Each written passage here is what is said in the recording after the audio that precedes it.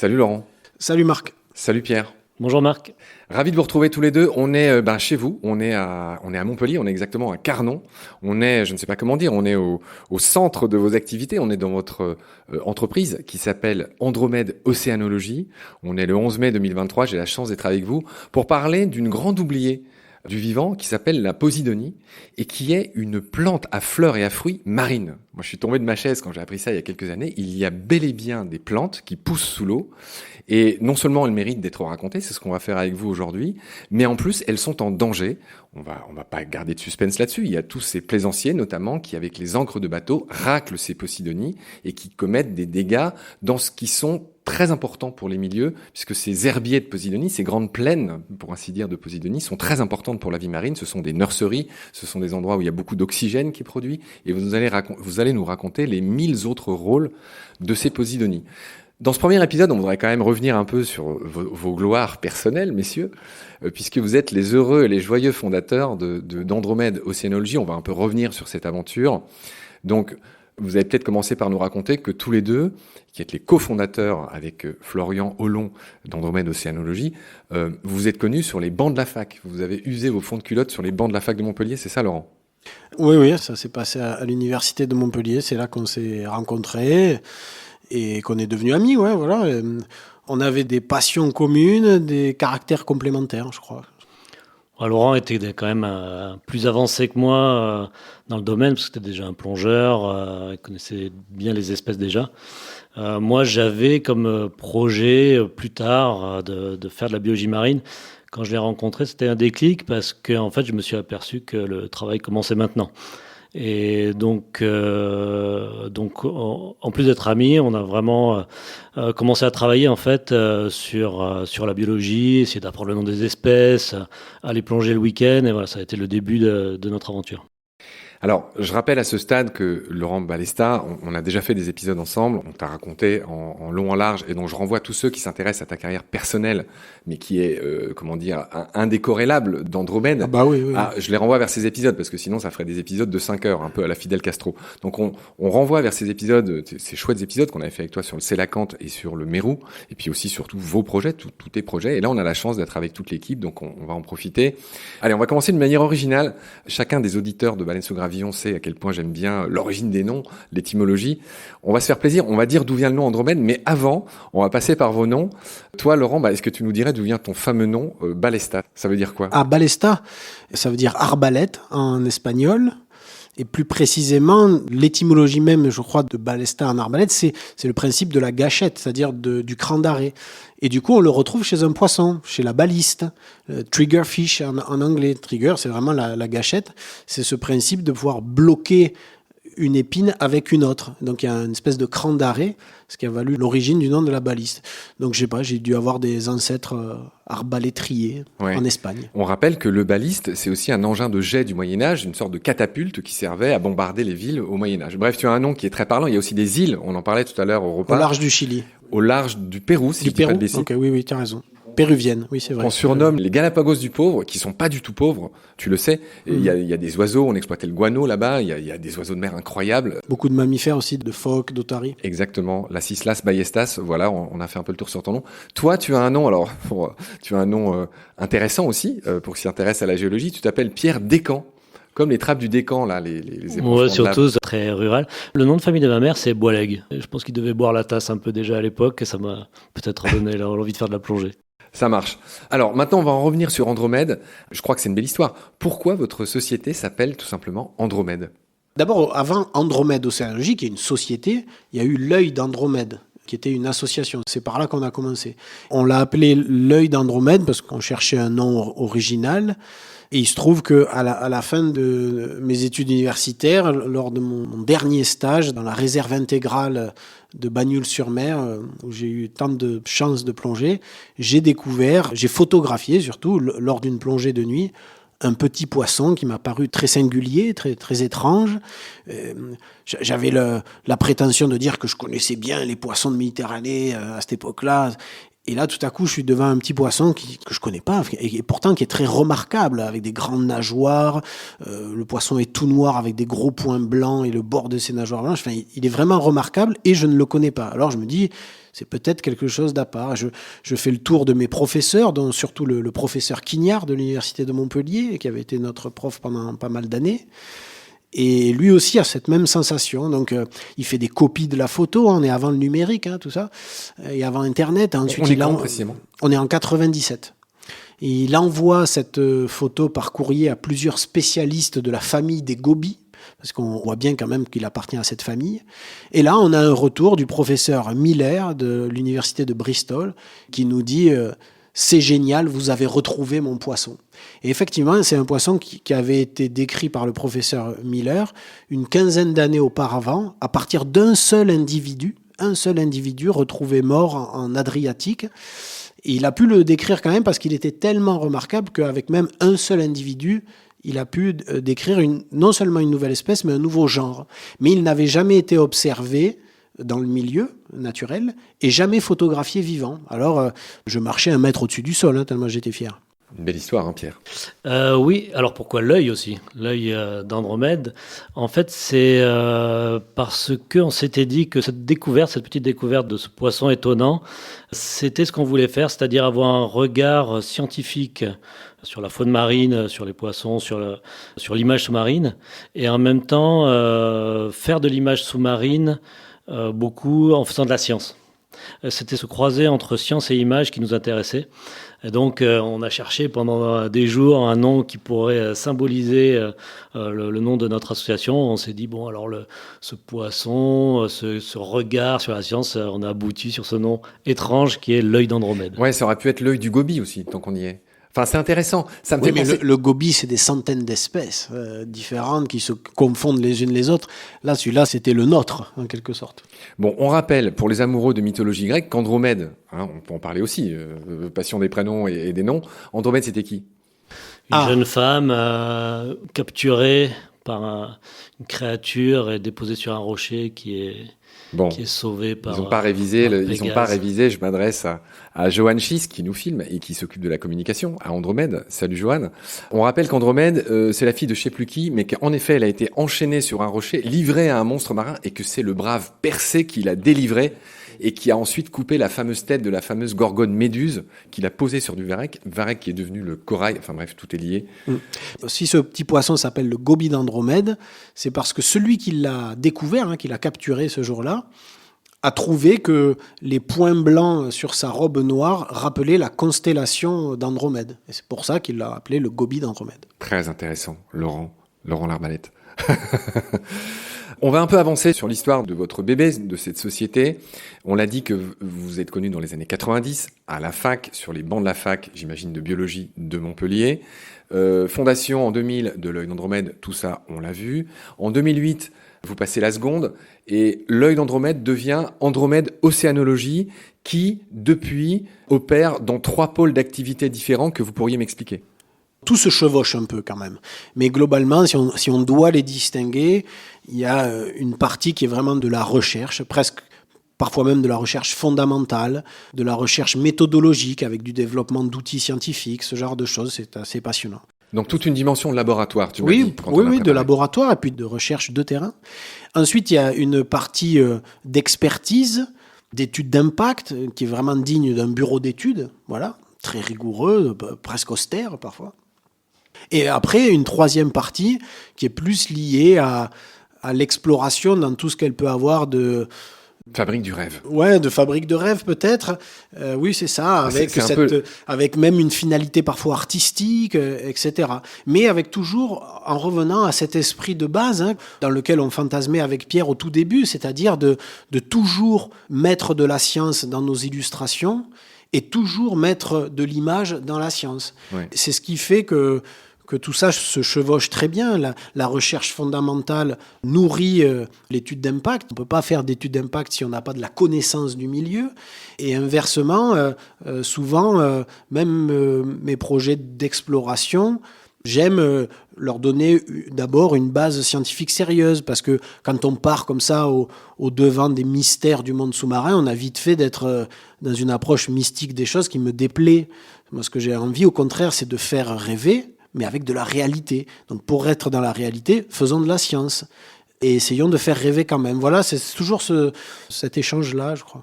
On avait vu ça avec toi quand on avait fait nos podcasts. Effectivement, tu essaies toujours de marier, alors je sais que tu n'aimes pas ce mot-là, mais un défi technique qui permet d'aller là où l'homme n'est pas allé. Toutes vos expéditions s'appellent Gombessa quelque chose.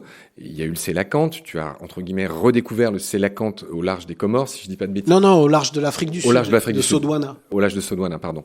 Et ensuite, il y a eu les Mérous, il y a eu le mystère Mérou, il y a eu les 700 requins à fameuse atoll de Fakarava, là, en plein milieu de la Polynésie.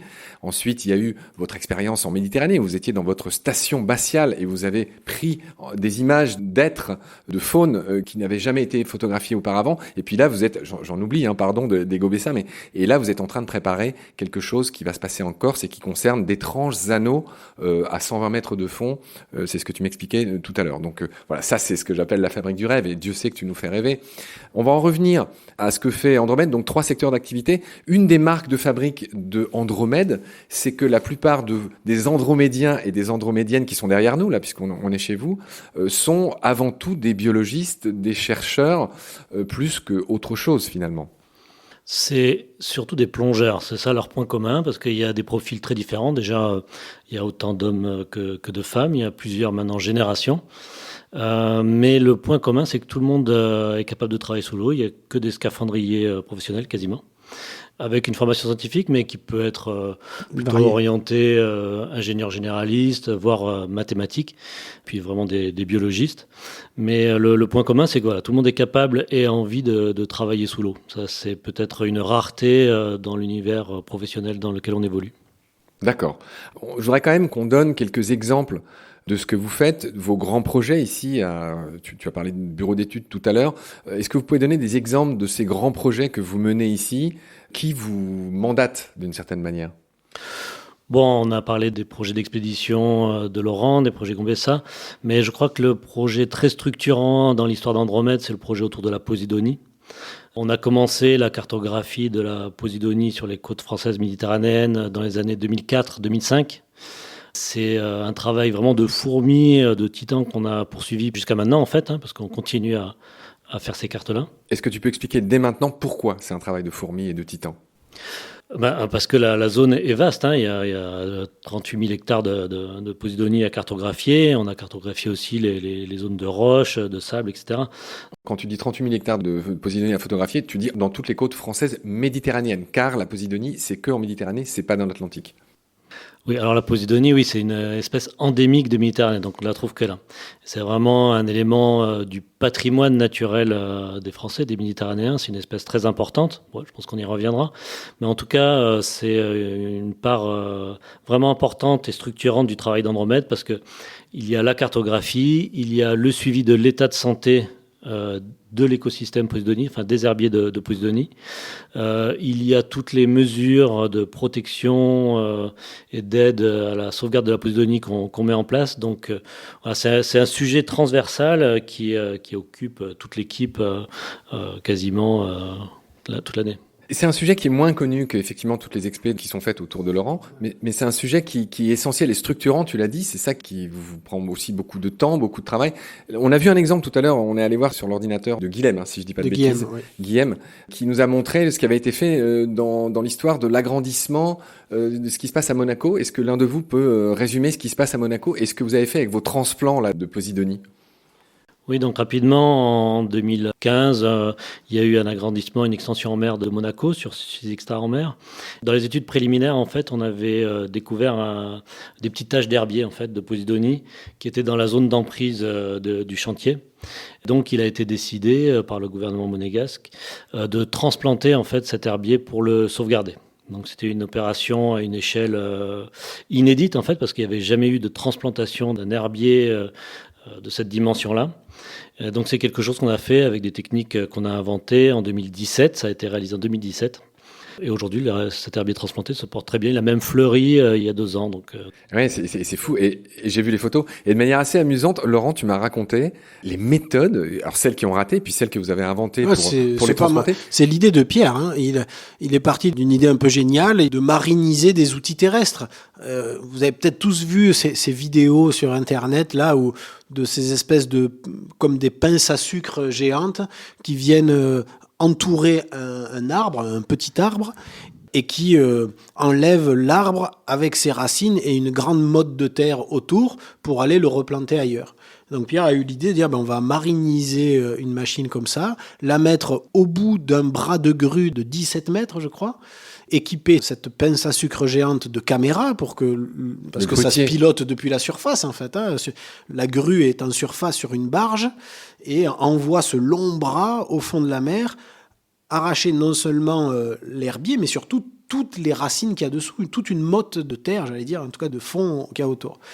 Et ensuite, mettre ça dans un panier, qui était un panier en fer forgé, qui lui va se dégrader assez vite, recouvert d'un fond de fibres de coco pour maintenir les sédiments autour. Enfin, tout ça a été imaginé par Pierre. Et ensuite, il y avait un Zodiac qui tout doucement déplaçait ses paniers en surface qui flottaient sur des ballons, tout doucement, là, je crois, un nœud pour les amener sur la zone de repiquage.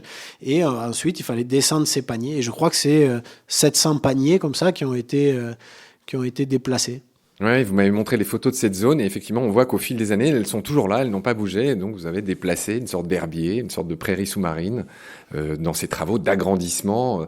Ce qu'on n'a pas bien compris, mais à Monaco, ce qu'ils font, c'est qu'ils gagnent, vu que c'est tout petit, Monaco, ils essayent toujours de gagner des terres sur la mer. Et c'est dans ce cadre-là que ce projet a été réalisé, qui vous a été confié par l'Agence de l'eau. Ah non, là c'était un projet monégasque, donc, mais l'Agence de l'eau est pour nous un partenaire très important. C'est l'Agence de l'eau qui nous commande toutes les études de suivi du milieu marin en Méditerranée. Donc on fait beaucoup de suivi, sur la posidonie évidemment, mais aussi sur le coralligène. Pardonne-moi, tu as dit un gros mot, c'est quoi le coralligène ? C'est quoi ce que tu appelles le coralligène ? Le coralligène, c'est l'autre écosystème très important de Méditerranée. C'est une construction biologique rocheuse, enfin de substrat dur, un rocher vivant constitué de concrétions, d'algues, de sédiments piégés, de coquilles diverses, de vers, de mollusques, etc. Tous ces animaux et ces algues concrétionnent, s'agglomèrent, piègent le sédiment pour faire une construction qui ressemble à un rocher, mais qui est en fait extrêmement vivant, extrêmement poreux, et c'est un écosystème extrêmement riche. Vous appelez ça le coralligène, et c'est un support de vie en quelque sorte. Oui, c'est un écosystème à part entière, endémique de Méditerranée, dans lequel il y a une grande biodiversité là aussi. C'est l'équivalent d'un récif corallien, sauf que les récifs coralliens des tropiques poussent juste sous la surface, et que ces récifs coralligènes de Méditerranée, en moyenne, commencent plutôt à 50 mètres de profondeur. Voilà. D'accord. Allez, pour finir cet épisode, on avait parlé de raconter un de vos souvenirs marquants ou qui raconte quelque chose de vous, d'Andromède Océanologie. Qui veut commencer ? Alors, un souvenir marquant, moi je pense à une plongée finalement assez récente qui s'organise au dernier moment. Laurent me dit j'ai une information sur une espèce qui serait présente sur les côtes est de la Corse, l'ange de mer, le requin. Ah oui, Squatina. Voilà, tout à fait. C'était il y a 4 ans maintenant. C'était il y a 4 ans, ouais, et donc est-ce que tu es dispo ? On pourrait y aller. Allez, hop, on prend un bateau, on met pas grand-chose comme matériel dans la voiture quand on va là-bas. Et on se met à l'eau et en fait on fait une plongée extraordinaire. Mon souvenir est extraordinaire. On est sur un herbier de posidonie à l'infini. Il y a une lumière incroyable.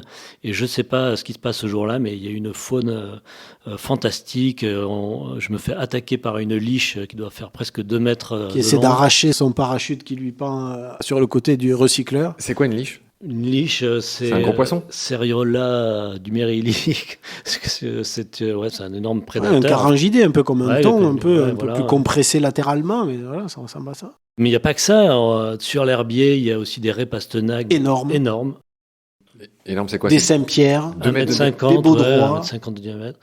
On voit plein de choses, quoi. Et ça, c'est une plongée qui dure longtemps, évidemment. Et on voit pas l'ange. Le premier jour, non, mais on a fait quand même une plongée magique. Et de toute façon, on ne se faisait pas d'illusions. Cet ange de mer, moi, je le cherche depuis 15 ans sur la Côte d'Azur, puisque sur la Côte d'Azur, il y a la baie des Anges, et que si elle s'appelle baie des Anges, c'est à cause des anges de mer, qu'il n'y a plus aujourd'hui, mais qu'il y avait sans doute abondamment avant-guerre. Bon, voilà. Voilà, ça a toujours été une arlésienne, cet ange de mer. Est-ce qu'il y en a toujours ? Est-ce qu'il n'y en a plus du tout, définitivement ? Donc, on n'y croyait qu'à moitié. Ça coûtait rien d'essayer, pas grand-chose. Voilà. Mais le deuxième jour, on retourne plonger au même endroit quasiment. Et à la première minute de la plongée, il y a 2 anges de mer qui sont à l'endroit où on descend sous l'eau. J'en croyais pas mes yeux. Il était enterré devant moi. Et le temps de s'intéresser à ce premier, il y a un deuxième qui arrive en pleine eau qui nage. Et je me dis d'ailleurs, on va en voir plein. Si au bout de 2 minutes, on en a vu 2, on va en voir plein. Et puis, on n'en a pas revu. C'était remarquable parce que souvent, quand on plonge sur ces forêts de Posidonie, ça peut être un peu monotone, comme une prairie à l'infini. Sauf que là, on tombe sur le troupeau de bisons, quoi. Enfin, je veux dire, il y a une faune incroyable. C'est des grands animaux en permanence qui défilent. C'était surtout vraiment remarquable. C'est pas toute une carrière à souvent plonger sur des herbiers pour les étudier, les compter, les cartographier. Et on n'a jamais vu un herbier aussi riche en faune. Bon, on dira pas où il est du coup. Enfin, globalement, il est en Corse. Oui, mais en plus, tout évolue, quoi. Et c'est pas parce que ce jour-là, on a fait une plongée exceptionnelle avec tant d'animaux qu'une semaine après, il y aurait eu les mêmes animaux. C'est conjonction de lumière, de fréquentation, d'être là au bon moment, au bon endroit. C'est ça la magie, en fait. Je rappelle pour celles et ceux qui nous écoutent, qui ne seraient pas spécialistes, que l'ange de mer, c'est vraiment une sorte d'intermédiaire entre un requin et une raie. Il a d'immenses nageoires qui deviennent presque des ailes. Je parle sous ton contrôle, Laurent, et qui fait partie de l'ordre des squatiniformes, qui est un des 8 ordres de requins, et qui est en voie de disparition. L'ange de mer est en voie de disparition en Méditerranée. Tu as dit que c'était une arlésienne. Effectivement, il se porte pas bien.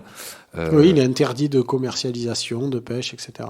Voilà. Donc ça, c'était le souvenir de Pierre, qui concernait la Corse et l'ange de mer. Toi, tu en as 10 000, mais si je te demandais maintenant, qu'est-ce que tu C'est retiens? toujours délicat, mais j'irai dans la continuité de cette plongée de Pierre. C'est-à-dire que quand on a fait cette plongée et que j'ai photographié l'ange de mer, j'étais tellement fier, heureux. Enfin, genre, il n'avait jamais été photographié en Méditerranée avant ça, quoi. Hein. C'était super. Et donc, on s'est dit qu'il fallait recommencer, il fallait y retourner. Et en regardant les photos de plus près, je crois que c'est Pierre qui avait remarqué, on s'aperçoit que là où on a vu ces 2 anges, autour de lui, dans le sable, il y avait des petites alvéoles. Et ça a fait tilt que c'était des nids de poissons abandonnés. Et ça, c'était une observation qu'on avait fait 10 ans auparavant, du côté du Cap Martin, pas très loin de Monaco, donc sur le continent cette fois-ci. Et c'était un souvenir mémorable. On était tombé sur la nidification des picarelles. Le picarelle, c'est un petit poisson de Méditerranée, assez banal, ça ressemble à une sardine, sauf que à une période de l'année, les mâles commencent à creuser des petits nids dans le sable, des nids collés les uns aux autres sur de grandes surfaces. Et on ignorait complètement ce comportement jusqu'en 2010, quand on est tombé dessus au Cap Martin, pas loin de Monaco. Je fais des photos ce jour-là, j'ai l'impression que c'est un scoop, je ne vois en tout cas pas d'équivalent, on va jusqu'à photographier les œufs à l'intérieur des nids, enfin, c'était vraiment un super souvenir. Et ça couvrait peut-être une centaine de mètres carrés, voilà, bon. En fait, on sous-estime complètement cet événement, on le croit peut-être sporadique ou exceptionnel, bon voilà. Donc on l'étudie pas plus que ça, je le photographie de mon mieux et voilà. Et quand on a vu cet ange de mer en Corse, et qu'on a vu ces alvéoles qui étaient un peu à moitié déjà dissoutes par l'hydrodynamisme autour, on s'est dit mais c'est ça, c'est la même chose, ça c'est d'anciens nids. Donc peut-être que si les anges de mer sont là, c'est parce qu'ils venaient quand ils étaient là déjà il y a quelques semaines, quand les nids devaient être actifs, et ils étaient là pour manger les poissons dans les nids peut-être. Donc si on veut chercher l'ange de manière plus efficace, parce que c'est la Corse c'est vaste, comment trouver les anges de mer qui sont enterrés, hyper mimétiques, cherchons plutôt l'année prochaine, un peu plus tôt, ces nids de picarelles, et si on les trouve, on n'aura plus que 100 mètres carrés à explorer pour trouver les anges de mer. Voilà. Et donc l'année d'après, on y est retourné en disant, bon voilà, on va faire du plongeur tracté derrière le bateau, on va tracter aussi des caméras pour repérer ces champs de nids de poissons. Une fois qu'on a repéré un petit champ de nid, on descend, on cherche là sur 100 mètres carrés de nid et on trouve les anges de mer. Voilà notre tactique, notre stratégie de recherche des anges de mer pour l'année suivante. Et ça m'a offert une des plus belles plongées de ma vie l'année d'après. Parce que quand on est arrivé, c'était pas 100 mètres carrés, c'était pas 1000 mètres carrés, c'était des centaines d'hectares. En fait, des zones de nid tellement vastes que ça devenait aussi utopique de trouver l'ange de mer au milieu que sur la plaine de sable en général. Mais tout à coup, l'ange de mer n'était plus le cœur de notre intérêt. C'était la cerise sur le gâteau. Et le gâteau, c'était ces champs de nids de poissons que désormais, on étudie depuis 4 ans. Et c'est passionnant de voir. On a couvert des zones où on a estimé à plus de 3 millions le nombre de nids.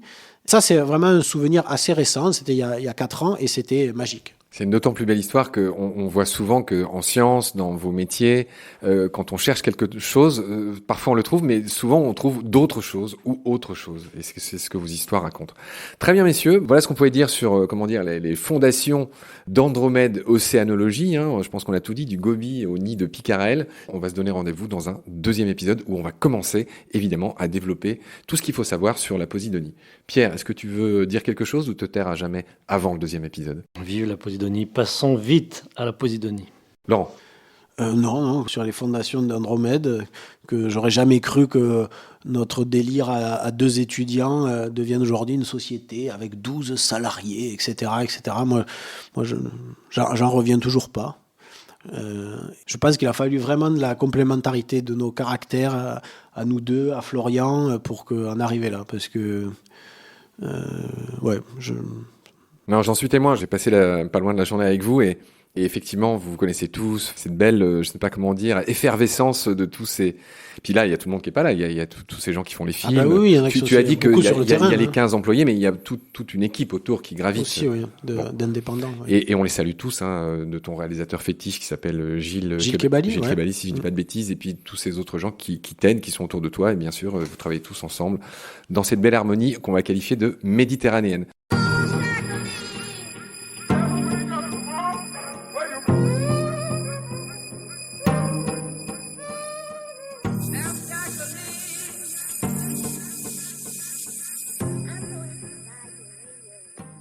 On est à la mi-mai 2023 et on a la chance d'enregistrer des épisodes sur la Posidonie, qui est rien de moins qu'une plante qui, il y a 100 millions d'années, je schématise bien sûr, est retournée vivre dans l'eau de mer. Et c'est une plante à fleurs et à fruits. Et en ça, c'est fascinant. C'est-à-dire que elle n'est semblable en rien à des algues. On expliquera précisément pourquoi c'est toi qui le feras, Pierre. Je vois que tu me fais les gros yeux, mais si, tu le feras très bien. Et donc, on va commencer par la base.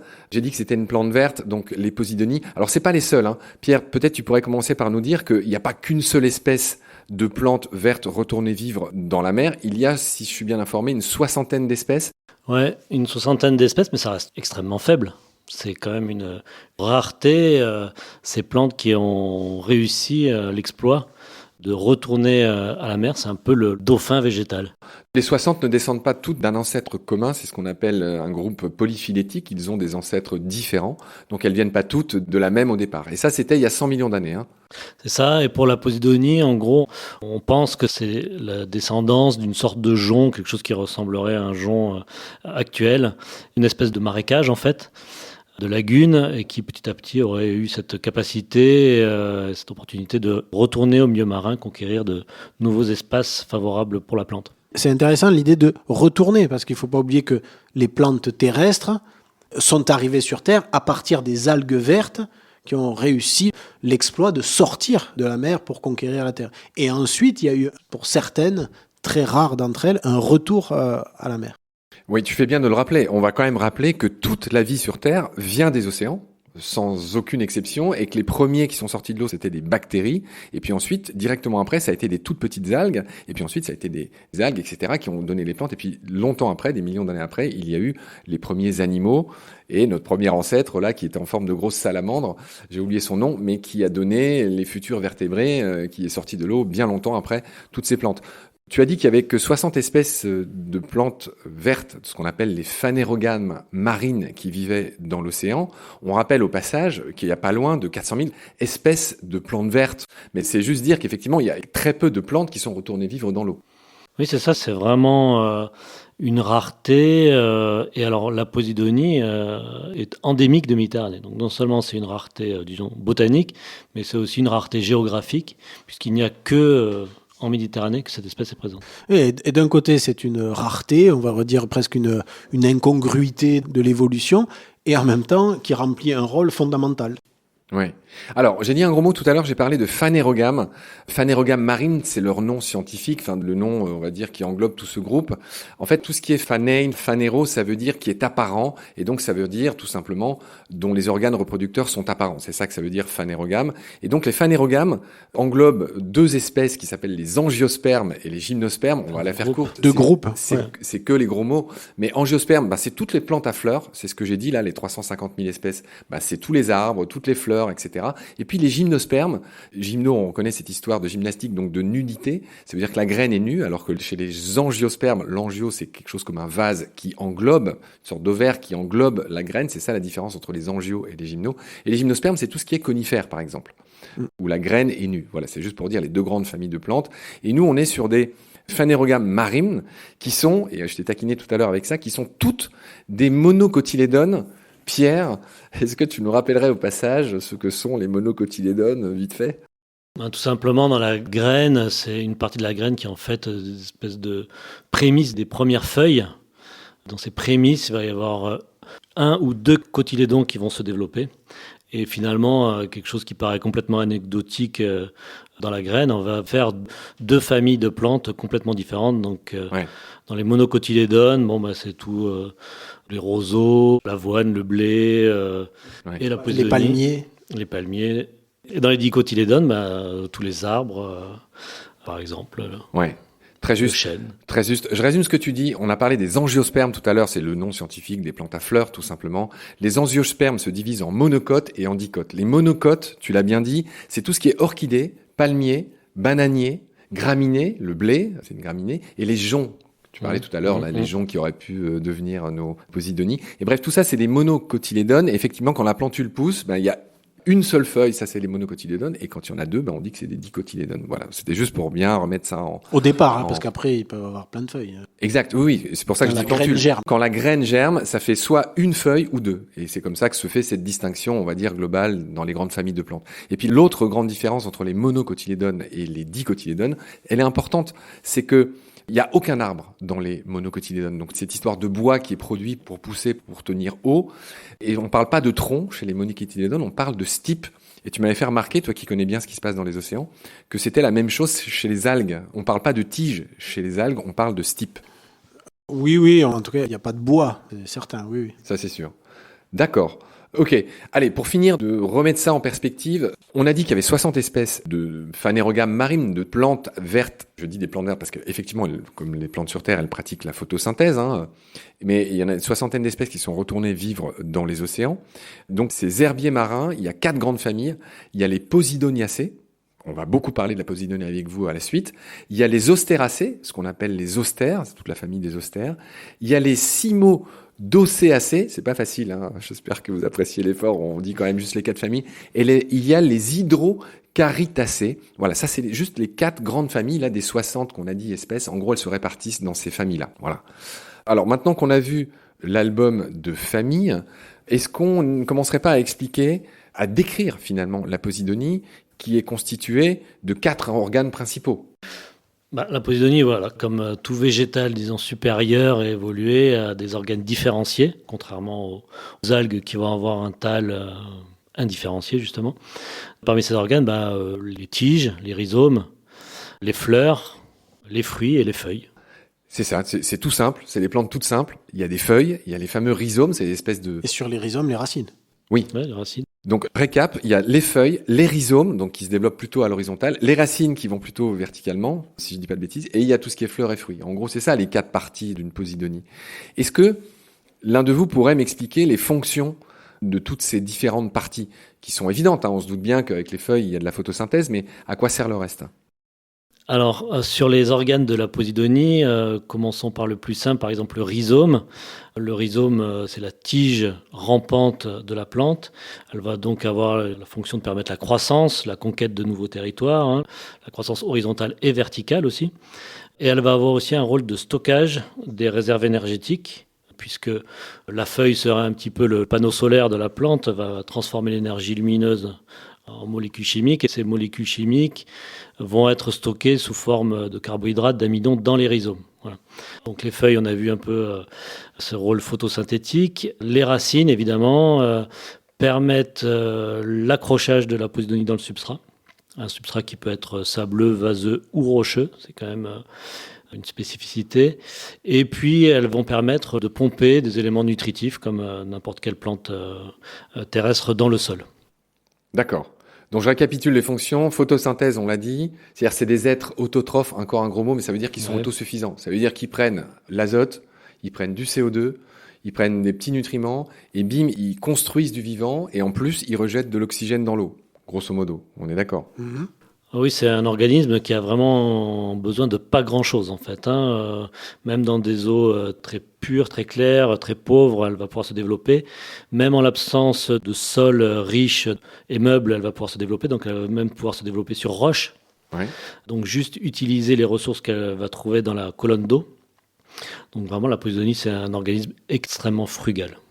Voilà, frugal et à la base de beaucoup de chaînes alimentaires. On va voir tout à l'heure qu'elle a 1000 rôles, de nurserie à un barrage contre la houle.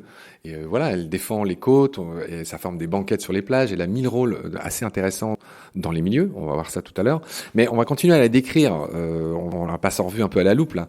Dans les bouquins qui nous ont servi à préparer l'émission, je vois que les posidonies, ça se compose de ce qu'on appelle de faisceaux, en moyenne de 7 feuilles. C'est ça? Comment ça marche? Il y a une ligule. Enfin, explique-nous un peu à quoi ça ressemble.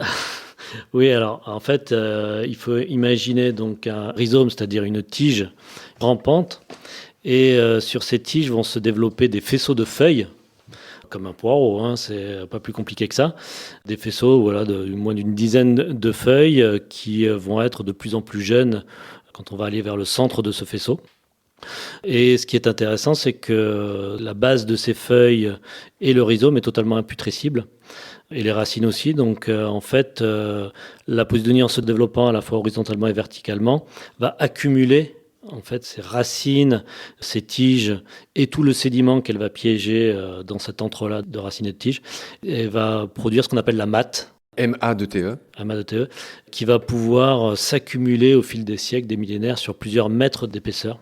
Ce qui fait que la posidonie a un rôle majeur de piège de carbone, parce qu'elle va donc capter le dioxyde de carbone de l'air et le piéger sous forme de carbone dans ses racines imputrescibles.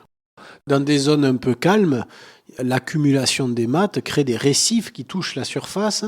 On parle de la presqu'île de Gien, mais la presqu'île de Gien n'est une presqu'île que parce que les posidonies ont tellement poussé qu'ils ont relié la côte au continent. Et voilà, donc c'est des constructions végétales dans certains endroits presque dignes de micro-récifs coralliens, quoi. Enfin, vous voyez, ça accumule une quantité de matière colossale. C'est cette dimension-là, tu l'as bien dit. J'en reviens à une échelle plus micro. Donc nos faisceaux, on l'a compris, qui se propagent sous forme de rhizomes horizontalement et puis qui donnent de nouveaux faisceaux, tu as dit, un peu comme des lignes de poireaux. Tu es un as de la métaphore. Ou comme des roseaux, comme les bambous, comme les rosiers aussi qui font ça. Exactement, avec ces histoires de rhizomes. J'ai lu dans le bouquin que tu m'as prêté que ces plantes poussent malgré tout très lentement, qu'il faut 213 jours pour produire un faisceau. C'est tous les 213 jours dans le bouquin que tu m'as prêté. Et je vois que ces fameux rhizomes pousseraient de 1 cm en horizontal par an et de 7 cm en hauteur, si j'ai bien vu. Je crois que c'est l'inverse. C'est 1 cm en vertical et environ 5 cm par maximum en horizontal. Oui, c'est l'un, je crois, des végétaux qui poussent le plus lentement dans le règne végétal. C'est très très lent. En même temps, par exemple, dans le cadre de projets de replantation, de transplantation, on voit quand même la croissance de l'herbier qui fait des taches et qui, ces taches augmentent, puis s'anastomosent et on voit rapidement des zones d'herbier qui peuvent reprendre comme ça après des destructions. Alors on va continuer à explorer la vie de cette plante incroyable, parce que c'est vrai, on se demande comment elle fait pour se reproduire. Et là on y vient doucement à sa reproduction. On voit qu'elle pousse très lentement, on a compris ces histoires de rhizomes, etc. Ces plantes, les posidonies, finissent par produire des petits épis de fleurs qui produisent des fleurs qui sont hermaphrodites, c'est-à-dire qui sont à la fois mâles et femelles. Et là, j'aimerais que l'un de vous m'explique que, en fait, les posidonies ont 2 modes de reproduction. Et clairement, il y en a un qui est sexué et l'autre pas. Est-ce que l'un de vous peut m'expliquer à quoi ça sert finalement ? Oui, effectivement, on a 2 types de reproduction. Une reproduction végétative, c'est-à-dire en fait de la croissance. Clonale. Du clonage. On peut avoir des fragments de posidonie qui s'arrachent qui vont dériver pendant des semaines et qui vont se replanter ailleurs. C'est quelque chose qui peut se passer. C'est une méthode de propagation. Et puis, on va avoir une méthode plus classique pour nous de reproduction sexuée, donc de fleurs fécondées qui vont faire des fruits. Ces fruits vont flotter à la surface, être disséminés par les courants. Et quand le fruit pourrit, en quelque sorte, la graine tombe. Et si elle tombe sur un endroit favorable, eh bien, elle va pouvoir recréer une nouvelle colonie. Donc 2 modes de reproduction, mais très inégaux, parce que la reproduction sexuée de la Posidonie est presque anecdotique. C'est pas considéré comme le mode majeur.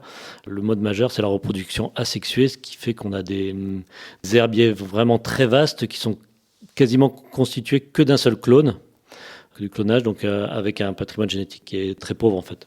Ouais. C'est un peu comme souvent dans le vivant, hein. Chez les pucerons, c'est la même chose. C'est-à-dire que quand il s'agit de couvrir l'espace et de faire beaucoup de descendance, ben là, c'est du clonage, c'est-à-dire c'est de la reproduction non sexuée, asexuée. Mais par contre, dès qu'on a besoin de s'adapter, là, il est question de mélanger des gènes et de faire une reproduction sexuée. Et évidemment, la Posidonie peut pratiquer ça, mais c'est juste pour varier un peu les gènes. Et on a compris que ces histoires de bouturage, de clonage, etc., pour le coup, c'est vraiment plus pour s'étendre. C'est pas la seule à faire ça dans le vivant. Je voulais juste dire ça. Je voulais aussi appuyer sur le fait que l'olive de mer, c'est le nom de ce fruit, parce que en effet, ça ressemble à une petite olive, hein, c'est à peu près la même taille. Là aussi, le mûrissement de ce fruit est très long, puisque ça prend 6 à 9 mois, d'après le bouquin que tu m'as donné. Donc ça prend aussi du temps à mûrir. Et tu l'as dit, bim, il va flotter à la surface, le péricarpe, ce qu'il y a autour, pourrit, et la graine finit par retomber dans l'eau et peut donner une nouvelle plante. Nous, on a assisté à ça il y a quelques années, là, je crois que c'était du côté du Cap Lardier. Sur un même site, on avait un peu toutes les phases. Il y avait encore des fruits bien en place dans l'herbier, des grappes de ces olives un peu partout, et en même temps, à la surface, déjà des fruits qui partaient en dérive, des fruits qui étaient un peu pourris, ouverts, et il suffisait à peine de les effleurer du doigt pour que les graines s'en détachent et retombent au fond. Et quelques années avant cela, lors d'une mission en Tunisie, on avait vu sur une zone où sans doute une gire de courant avait amené là plein de graines, et sur un fond de sable pas très profond, il y avait plein de graines de Posidonie germées, où vraiment on voyait juste la graine et quelques-unes des premières feuilles. C'est pas un phénomène annuel. J'ai l'impression que c'est en train de le devenir avec le réchauffement, avec ces coups de chaleur qu'on a de plus en plus. Mais par exemple, quand j'étais adolescent, ce qu'on disait, c'est que voir des fleurs de Posidonie, c'était, on voyait ça une fois tous les 5 ans, 10 ans, et alors voir les fruits, c'était encore plus rare, etc. Et force est de constater que ces quelques dernières années, même sur les côtes françaises, ça fleurit chaque année. Encore une preuve indirecte du réchauffement, peut-être. Ouais. Alors, on a compris comment cette plante vivait, on a compris qu'elle poussait lentement, qu'elle produit des petites olives de mer qui sont une reproduction originale. Tiens, il y a un truc qu'on n'a pas dit, c'est juste comment se fait la fécondation. Chez les plantes, on a le pollen qui soit est transporté par le vent, soit par les insectes, mais dans l'eau, ça se passe comment? Comment ces plantes se fécondent dans le cas d'une reproduction sexuée? Souvent, il y a plusieurs fleurs au mètre carré, enfin une grosse densité de fleurs au mètre carré. On a un pollen qui est filamenteux, qui avec la dérive va toucher une autre fleur. Ah mais là c'est une super adaptation, parce que du coup c'est pas des petites boules qui pourraient passer à côté, ça se prend dans les organes femelles peut-être. Super adaptation, ça c'est sûr. Alors, on parle d'une championne là, de toute façon.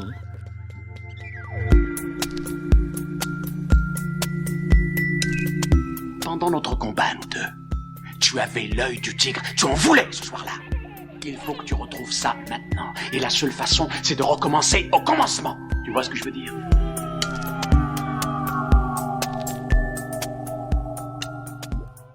Alors maintenant, on va commencer à voir les rôles des Posidonies qui sont nombreux et qui sont essentiels. Je dirais en premier, je ne sais pas si vous serez d'accord, pour dire que c'est d'abord un abri qui va avec nurserie, qui va avec d'autres choses, et c'est aussi de la nourriture. Et peut-être qu'on pourrait commencer par le fait que dans les herbiers marins, il y a de la faune et de la flore qui vit dans et sur les Posidonies. Est-ce qu'on pourrait décrire un peu ce qui vit dessus, en commençant par ce qu'on appelle la faune épiphyte ou la flore épiphyte, c'est-à-dire ce qui vit directement sur ces feuilles de Posidonie. Qu'est-ce qu'on trouve dessus ? Beaucoup de choses. On voit bien l'évolution d'un herbier. Quand la feuille vient de naître là au printemps, elle est vert fluo, vert pomme, là, très joli vert. Et quand on arrive à l'automne, la feuille n'est plus du tout verte. Elle est devenue marron, gris, et elle est couverte d'épibiontes, des petits bryozoaires, ces animaux qui font comme des petites logettes calcaires, qui ressemblent à une sorte de fine dentelle qui va recouvrir les feuilles, des petites colonies d'hydraires, ça fait comme des tout petits polypes, des sortes de mini-anémones reliées les unes aux autres par un petit stolon comme ça. Non, il y a énormément de choses qui poussent dessus, et puis d'autres algues, des petites algues rouges, encroutantes, et du coup après il y a des prédateurs qui viennent là-dessus, qui viennent même pas pour manger la feuille elle-même, qui viennent pour manger ceux qui poussent sur la feuille. C'est ainsi que sur les feuilles, on peut voir pas mal de limaces de mer, des nunibranches, qui ont plus qu'à se déplacer le long d'une feuille pour manger tous ces petits invertébrés qui y poussent. Voilà. Et puis sans parler effectivement de ceux qui vont vraiment manger l'herbier, le tailler. En Méditerranée, il y a surtout une espèce spécialisée, les sopes, Sarpa salpa, qui est un sparidé, donc un proche parent de la dorade, on va dire, qui est caractéristique avec ses lignes jaunes dorées horizontales, et qui peut anéantir un herbier, qui peut raser complètement un herbier quand c'est des vastes troupeaux de ces sopes. Voilà. D'ailleurs, on s'inquiète aujourd'hui de l'invasion en Méditerranée des poissons lapins qui arrivent de mer Rouge, et qui sont aussi des poissons herbivores et qui pourraient encore plus affaiblir les herbiers s'ils devenaient dominants. Après, je crois qu'on s'est aperçu dans des études récentes que les sopes, effectivement, mangent l'herbier, croquent l'herbier, mais probablement, peut-être même plus pour les épibiontes que pour l'herbier lui-même. Oui, très juste. Ce qui me fait penser au seul requin connu qui est à moitié végétarien, qui est le requin marteau tiburo, qui consommerait 60% de plantes et d'algues marines. On a retrouvé 60% de plantes et j'ai raconté ça dans mes émissions récemment là sur France Inter.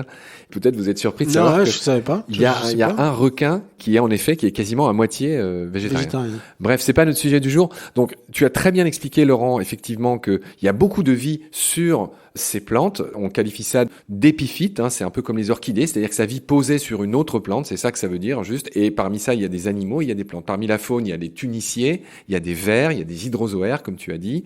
Et parmi la flore, il y a toutes les algues. Leur nom scientifique, c'est les chlorophycées, c'est-à-dire c'est les algues vertes, les phéophycées, les algues brunes, les rhodophycées, les algues rouges. Toutes sortes, voilà. Et tout ça, ça vit sur ces plantes. Et tout ça, c'est ce qui est posé dessus et ce qui bouge pas. Mais il y a aussi ce qu'on appelle la faune vagile, justement. Alors, bien que tu l'aies déjà un peu dit, est-ce que tu peux nous expliquer c'est quoi la faune vagile ? C'est une faune qui vit sur le fond, bien sûr, mais qui n'est pas fixée. C'est une étoile de mer, un oursin, un crustacé, un petit crabe, un coquillage, un mollusque, enfin, tous ces animaux qui se déplacent et vivent dans l'entrelac des feuilles de l'herbier, voire même dans le réseau de rhizomes, dans ce jeu de racines plus ou moins pénétrables, par toute cette faune qui s'y réfugie et trouve là à la fois le gîte et le couvert. Voilà. Sans parler du rôle après de nurserie, c'est-à-dire que c'est aussi l'endroit parfait pour toutes les larves de poissons, pour tous les juvéniles, même ceux dont, quand ils seront adultes, seront des poissons hauturiers ou des poissons qui vivront vraiment ailleurs, en pleine eau. Pendant leur phase larvaire, post-larvaire, vivent entre les feuilles de l'herbier où ils sont bien à l'abri des prédateurs. Ok, donc merci Pierre, merci Laurent. On a compris qu'il y avait beaucoup de vie qui est là, qui est posée sur ou qui vient manger sur. D'accord, grâce aux posidonies, ça c'est vu. Donc en récap, il y a tout ce qui est brouteur, tu l'as dit, c'est les saupes, c'est ces poissons qui eux-mêmes sont mangés par des prédateurs, ces mêmes prédateurs, par exemple les sards ou d'autres, sont mangés par de plus gros prédateurs. Je dis au hasard le fameux mérou brun par exemple. Voilà, donc il y a toute cette chaîne alimentaire, on le voit, qui commence sur ou avec ces posidonies. Donc on voit déjà l'importance. Il me semblait, quand on a préparé, vous aviez une sorte de combat magnifique entre vous. Vous parliez chacun d'un coquillage. Dans ces herbiers de Posidonie, on trouve ce qu'on appelle la grande nacre. Alors je crois que son nom scientifique c'est Pinna quelque chose. Nobilis, oui. Pinna mobilis, voilà. Refaites-nous ce combat magnifique pour savoir, parce qu'effectivement, il y en a dans votre bureau, il y en a un à 10 mètres de nous là. Il y a une coquille qui fait peut-être 50-60 centimètres, qui ressemble en gros à un coquillage, en effet, qui est justement cette fameuse grande nacre qui porte bien son nom. Et l'un soutenait que c'était le plus grand coquillage du monde, et l'autre est intervenu, et là, il y a eu bataille, il y a eu bagarre. Non, mais maintenant, on a fumé épique. Calumet de la paix. Non, mais c'est vrai qu'il est important de dire que l'herbier de Posidonie est l'habitat privilégié de cette espèce, la grande nacre de Méditerranée, Pinna nobilis, qui est le deuxième plus grand coquillage du monde, contrairement à ce que dit mon camarade. Qui prétendrait que c'était le bénitier. Non, ouais, c'est vrai. Mais je me demande quand même si dans la longueur, tu vois, je suis d'accord, le bénitier est plus lourd. La quantité de calcaire qu'il accumule, ça pèse des dizaines et des dizaines de kilos, un bénitier géant, comme on voit encore en Australie. Mais de la charnière à la bordure extérieure, est-ce que les plus grandes nacres seraient pas un peu plus longues que ne sont les plus larges bénitiers? Ça. Bon, alors d'accord, on peut peut-être s'entendre sur le volume, mais en tout cas en termes de longueur, c'est la grande nacre. Enfin, peu importe. En tout cas, ce qui est aussi intéressant, c'est que malheureusement, cette espèce Pinna nobilis a été décimée par un parasite amené par l'homme, amené par un bateau, qui a complètement décimé la population de grandes nacres en Méditerranée. Ces dernières années, hein. Oui, c'est assez récent. Je pense que 99,9% des nacres ont péri sur nos côtes. On n'en voit quasiment plus. Il y a quelques individus restant dans les lagunes. Mais en tout cas, en mer, moi, j'en ai pas revu depuis quelques années. On retrouve de temps en temps des petites. Voilà. Quelques petites. Mais les grandes adultes, là, ces énormes nacres, sont mortes effectivement presque à 100%. Ouais. Alors, effectivement, le tout petit pourcentage, mini pourcentage qui reste, on peut espérer que ce soit une population résistante qui... je ne sais pas combien de temps il faudra, sera désormais à l'abri de ce virus. Mais oui, ça a été une hécatombe. Et étonnamment, dans la lagune de l'étang de Thau, il y en a beaucoup. Alors que précisément, quand je plongeais dans la lagune de Thau il y a 25 ans, il n'y en avait pas. Donc ça, c'est le paradoxe. Quand il y avait de grandes nacres en mer, il n'y en avait pas dans l'étang de Thau. Et aujourd'hui, c'est le seul endroit où elles ont résisté à ce fléau. La plus grande majorité des nacres, surtout les nacres adultes, ont disparu. Les seules qu'on voit encore un peu de temps en temps, c'est des petites, comme si c'était une nouvelle génération, peut-être résistante. Et paradoxalement, alors qu'il y a 25 ans, on voyait ces grandes nacres encore beaucoup, et qu'il n'y en avait pas dans les lagunes littorales comme le bassin de Thau à Sète, pas très loin d'ici. Quand j'y plongeais à 25 ans, il n'y avait pas de nacres. Puis ces nacres, par hasard, sont arrivées dans l'étang de Thau. Et paradoxalement, le seul endroit où elles ont assez bien résisté à ce protozoaire là, qui les a éradiquées partout ailleurs, eh ben, c'est dans les lagunes, là où elles n'étaient pas il y a 25 ans. Voilà. Très bien. Donc, on a vu qu'il y avait un énorme rôle d'abri, de nurserie et de nourriture et de départ des chaînes alimentaires. Ça, c'est vu. Pierre, peut-être tu pourrais nous dire un mot sur un autre rôle très important de ces herbiers de Posidonie. Et il n'y a pas que les Posidonies, il y a aussi des austères ailleurs, dans d'autres pays, etc., dans d'autres océans. Tiens, il y a une petite parenthèse qu'on fera dans un autre épisode, parce que je sais que ça t'intéresse beaucoup. Tout à l'heure, tu me disais quelque chose de très juste et de très poétique et de très intéressant à la fois. Tu me disais que la mer Méditerranée, c'était presque une insulte, parce qu'elle devrait s'appeler un océan. Et c'est un petit teaser que je fais pour un prochain épisode, parce que c'est un avis que tu as. Tu es révolté par le fait qu'on appelle la mer Méditerranée mer. Révolté, c'est un peu fort, mais j'aime bien l'idée de dire que la Méditerranée est moins une grande mer qu'un petit océan. Ouais, très juste. On verra pourquoi dans un nouvel épisode. Quelques années, on a fait un livre qui s'appelait Planète Mer, Planète Méditerranée. Ouais. Pierre, très vite, si tu peux nous expliquer, nous résumer qu'il y a d'autres rôles des Posidonies, et notamment le fait, et c'est pas un moindre rôle, de stabiliser le sédiment dans un océan. Explique-nous un peu comment ça marche. Ce rôle un peu même de protecteur contre les tempêtes, contre la houle, etc. Il y a même un effet sur les courants. Est-ce que tu peux nous faire un petit package de ça ? Oui, donc la Posidonie, on visualise bien ce maillage de racines fixées dans le sol. D'ailleurs, de la même manière, sur Terre, les forêts, la végétation, le couvert végétal fixent les sols.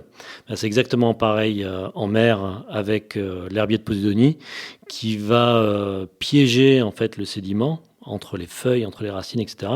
Et une fois qu'il est piégé, qui va vraiment le stabiliser, ce qui fait qu'on va pas avoir d'érosion lors des grandes tempêtes. En tout cas, cette érosion va être vraiment limitée. D'une part, par le fait que les sédiments sont piégés, et d'autre part, par le fait que l'énergie de la houle et des courants va être atténuée par la canopée, par les feuilles, un peu absorbée. Ouais. Donc on a ce double effet qui fait que les plages vont être stabilisées. Et protégées par l'herbier qui est devant. Ouais. Donc en absorbant les nutriments, elle réduit aussi la turbidité, c'est-à-dire le fait que l'eau soit trouble, donc elle clarifie l'eau, elle produit de l'oxygène, ça je l'ai déjà dit. Et il y avait aussi ce truc qui m'a surpris, c'est ce que disait un peu Laurent tout à l'heure, c'est ce qu'on appelle les banquettes. Laurent, est-ce que tu peux nous expliquer que les feuilles qui sont coupées justement par exemple dans les tempêtes s'accumulent, finissent par former ce qu'on appelle des banquettes sur les littoraux, Oui, qui sont énormes. À l'automne, les feuilles de Posidonie tombent et sont accumulées sur les plages. Et du coup, protègent la plage des tempêtes hivernales. Quand la tempête en hiver arrive, eh bien, elle va manger la banquette plutôt que manger la plage. Voilà. Et c'est pour ça qu'il a fallu à une époque lutter contre certaines communes littorales, parce qu'évidemment, forcément, ces feuilles un peu en putréfaction, ça dégage une petite odeur, c'est pas très agréable, marcher dessus c'est un peu mou, et donc il y avait des communes littorales qui envoyaient des tractopelles sur les plages pour enlever les banquettes. Sauf que enlever les banquettes, c'est laisser à nu la plage au moment des tempêtes hivernales, et c'est perdre les plages et voir ces plages réduire à chaque nouveau printemps. Voilà, donc aujourd'hui, je crois, il est clairement interdit de toucher aux banquettes pour limiter cette érosion.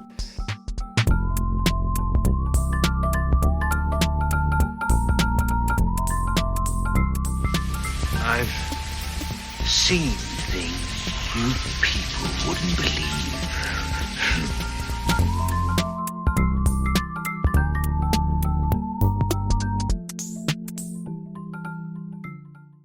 Ravi de vous retrouver, on est toujours chez vous, à Andromède. Le temps est magnifique, on est à Carnon, pas loin de Montpellier, et on parle de la Posidonie, qui est cette incroyable plante. Est-ce que tu peux nous rappeler dans quel département se trouve Montpellier ? Oui, tu fais bien. C'est bien. Nous sommes dans l'Hérault. Bien. Pour ceux qui n'auraient pas Bien, écouté bien. l'épisode précédent, j'ai commis l'hérésie de penser et de dire que c'était dans le Var. Et je prie à tous les Varois de m'excuser, et tous les Héraultais, je sais pas si c'est comme ça qu'on dit, de m'excuser aussi. Ah, vous savez pas comment on dit les habitants de l'Hérault, au passage. Ouais. Parfait. Plus que ça. Parfait, très bien. Donc, en tout cas, ce qui est sûr, c'est qu'on est là pour continuer à parler de la Posidonie. On a détaillé son cycle de vie, son importance, le fait que c'est une nurserie, le fait que c'est un oasis de vie, finalement, qui borde nos côtes méditerranéennes. On avait dit qu'il n'y en avait que en Méditerranée et pas dans l'Atlantique. Et là, dans cet épisode, notre enjeu, c'est d'expliquer que cette plante, elle est protégée depuis longtemps, mais que malheureusement, elle souffre beaucoup. Et on va voir de quoi, mais sans suspense, elle souffre beaucoup de l'ancrage des bateaux, notamment des plaisanciers qui viennent racler ces herbiers marins qui poussent très lentement, on l'a déjà vu, et qui sont essentiels à la vie sous-marine. Pierre, on va peut-être commencer par toi. Est-ce que tu peux nous donner une idée des impacts chiffrés pour qu'on se rende compte de ce qui se passe dans notre bel océan Méditerranée, pour faire plaisir à Laurent? On estime qu'on a perdu environ 10% de la surface des herbiers dans le siècle dernier. Donc il en reste quand même pas mal, un peu moins de 4 millions d'hectares, 62 000 hectares pour la France. Mais on a perdu environ 500 mètres carrés par jour depuis un siècle. Alors, tu as ciblé un peu la plaisance. Je pense qu'il y a eu plusieurs phases de régression et que la plaisance n'arrive pas en première position. Il y a eu tout d'abord une dégradation de la qualité de l'eau, surtout sur les côtes nord de la Méditerranée, dans les pays développés, la France en particulier, où après-guerre, il y a eu beaucoup de développement urbain, donc de rejet d'eau usée directement dans la Méditerranée. Et ça a entraîné une diminution de la luminosité qui a fait régresser l'herbier dans sa partie profonde. Donc ça, c'était une très grande phase de régression, je dirais, après-guerre. Ensuite, il y a eu des efforts colossaux qui ont été faits pour améliorer la qualité des rejets urbains. La qualité des eaux côtières s'est améliorée. Et là, on est plutôt dans une phase de récupération, de croissance, en tout cas dans certains endroits, sur ces limites inférieures. Après, il y a d'autres impacts, par exemple la destruction de l'herbier dans sa limite la moins profonde par des aménagements littoraux. Les ports, par exemple, toute la période de construction des ports a empiété sur l'herbier, donc ça a été des centaines, des milliers de mètres carrés d'herbier perdus. Et puis, plus récemment, je dirais dans les 15 dernières années, il y a eu l'impact justement du mouillage. Et cet impact du mouillage, il est exponentiel avec la taille du bateau, en fait. Donc plus la taille du navire est importante, plus la taille de l'ancre est importante, plus l'impact de l'ancre et de sa chaîne, puisque évidemment la chaîne est en proportion aussi, va être important. Et donc on peut avoir un bateau de plus de 30, 40, 50, maintenant on a des bateaux jusqu'à 100 mètres sur nos côtes, des yachts, va pouvoir détruire des milliers de mètres carrés, disons en 24 heures, si les vents tournent et que le bateau fait un évitage de 360 degrés autour de son ancre. D'accord. Tu as dit que c'était exponentiel par rapport à la taille du bateau. C'est-à-dire que plus l'ancre est énorme, plus les tranchées sont terrifiantes et moins les posidonies Il faut bien derrière, aussi quoi. imaginer qu'il y a l'ancre qui a son impact direct, mais il y a imaginez la chaîne de l'ancre qui est posée sur le fond, sur parfois 2 fois, 3 fois la longueur du bateau. Donc c'est très très long. Et évidemment, avec le vent, le bateau bouge et cette chaîne va vraiment faucher l'herbier, quoi. Donc ça, c'est le Pierre vient de le dire, c'est des dégâts considérables et très rapides. Et voilà, en 24 heures, on enlève un siècle d'herbier. Il faut bien mesurer ça. Et ça ne heurte personne parce que ça ne se voit pas. Si tout à coup, il y avait tous les jours des gars qui allaient avec leur gros 4x4 défoncer des prairies ou des sous-bois, ça se verrait et l'opinion publique serait choquée. Enfin, imaginez si des tracteurs traversaient des petites forêts comme ça et détruisaient tout. C'est ce qui se passe au quotidien, ce qui se passait en tout cas au quotidien, puisqu'il y a eu des mesures aujourd'hui. C'est un impact quand même qui est très inquiétant. Alors, on va tout de suite dire que justement, il n'y a pas que le constat des problèmes que vous faites à Andromède Océanologie. On va le voir. Vous avez créé on va pas en parler tout de suite, mais je l'annonce quand même pour rassurer celles et ceux qui nous écoutent. Il y a cette belle appli qui s'appelle Donia, qui est une appli complète pour savoir où sont situés ces herbiers et où pouvoir mouiller l'ancre, comme on dit, que ce soit pour les petits ou pour les gros bateaux. Puis il y a tous les autres spots de plongée. Enfin, il y a 1000 services que rend cette appli qui est gratuite. On va y venir dans un instant. Et puis, vous faites aussi du repiquage sous le regard de Joanne qui en fait elle-même, qui nous filme. Vous replantez des posidonies là où il faut. C'est vraiment du repiquage, très patient, justement de celles qui ont été arrachées, c'est-à-dire qui sont pas encore mortes et qu'on peut replanter. C'est ça que vous faites essentiellement. Donc il y a ces bonnes nouvelles, mais malgré tout, il faut quand même sensibiliser les gens. Et maintenant, toutes celles et ceux qui nous écoutent, et on espère qu'ils vont le dire à leurs amis, bien sûr, faisons attention là où moi-même je navigue. Et donc il faut faire attention où on jette l'ancre, quand évidemment. Et maintenant, on n'a plus d'excuses puisqu'on a cette appli qui s'appelle Donia, où on peut savoir où il y a les mouillages safe, où on peut tout simplement jeter l'ancre sans ravager ces herbiers qui sont tellement essentiels autour de nous. Est-ce que l'un de vous peut nous expliquer que malheureusement, il n'y a pas que les ancres, il y a d'autres soucis, il y a d'autres menaces qui impactent ces herbiers, ces prairies sous-marines? Je pense au chalutage. Oui, donc on a quand même parlé des impacts essentiels.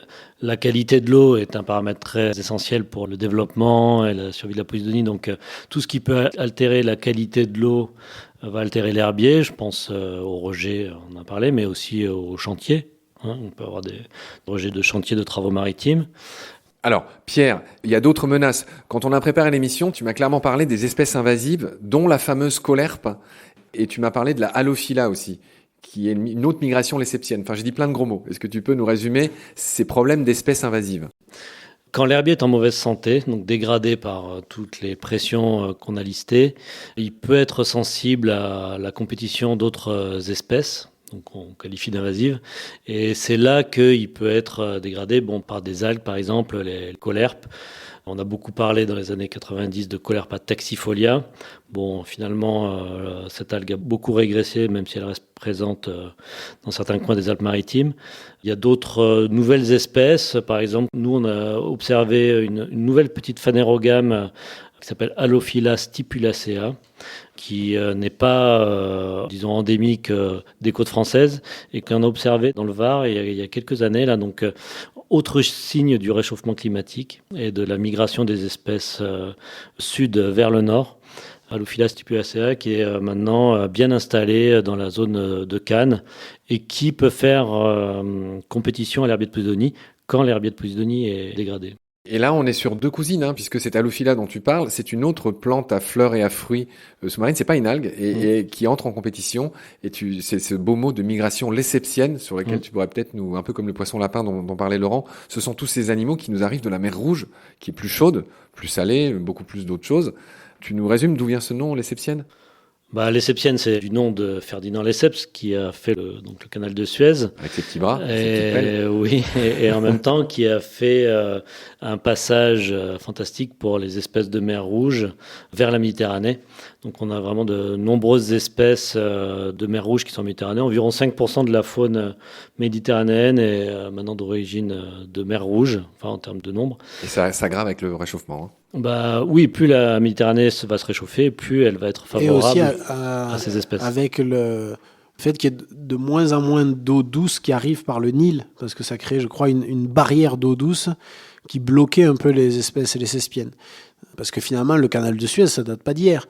Mais voilà, une fois qu'on rajoute du réchauffement climatique et moins d'apport d'eau douce, là, ça y est, la porte est définitivement ouverte là. C'est bien compris. J'aimerais que l'un de vous, pourquoi pas Pierre, qui a vraiment bûché sur le sujet, nous parle maintenant des services écosystémiques, qu'on fixe bien les choses avec quelques chiffres dans les têtes pour bien qu'on prenne conscience de l'importance de la Posidonie. Oui, alors c'est des choses un petit peu nouvelles qui sont réalisées par des économistes en fait et qui essayent de chiffrer en termes financiers donc les services que nous rend la Posidonie. Oui, c'est un peu comme la pollinisation. En ce moment, il se trouve que je travaille sur les abeilles sauvages, pas que Apis mellifera. Et je crois que c'est pas loin de 200 milliards. On a calculé que le simple fait de polliniser les plantes, et on sait que tous ces pollinisateurs pollinisent les 3/4 des plantes et des légumes qu'on mange tous les jours, nous tous sur Terre.